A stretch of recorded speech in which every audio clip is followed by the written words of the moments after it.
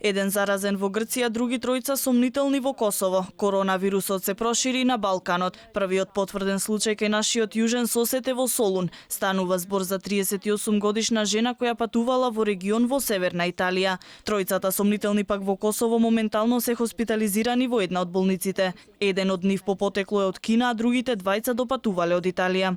Хрватските власти досега регистрираа 2 заразени лица. Второто е брат близнак на претходниот заболен. Моментално се тестираат уште тројца сомнителни случаи. И Бугарија е на нозе поради сомнеж за присуство на вирусот кај 2 лица. Дел од државите поради брзото ширење на смртоносниот вирус започнаа со строги мерки. Турција ја затвори границата со Иран, додека пак Швајцарија на војската што се наоѓа на границата со Италија и нареди да не ги напушта касарните. Во Италија, каде бројот на заразени се искачи на 12, расте напнатоста, маркетите се празнат, а луѓето се тепаат за залихи.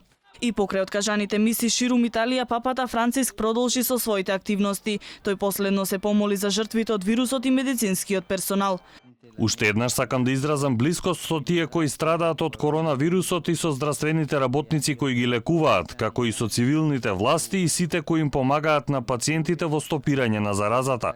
Од 14 заразени лица со коронавирус во Франција, од почетокот на светската здравствена криза досега едно лице почина, 11 други се излекувани, а вчера се регистрирани 2 нови случаи. Досега повеќе од 30 земји во светот соопштија дека на нивните територии има потврдени случаи на коронавирус.